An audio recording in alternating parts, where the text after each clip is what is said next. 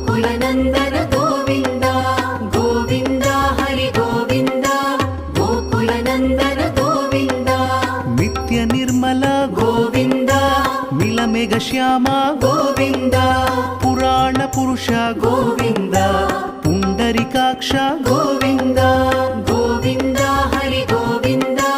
गोकुलनन्दन गोविन्द गोविन्द हरि गोविन्द गोकुलनन्दन गोविन्द नन्दनन्दन गोविन्द नवनीत चोर गोविन्द पशुपालक श्री गोविन्द पाप विमोचन गोविन्द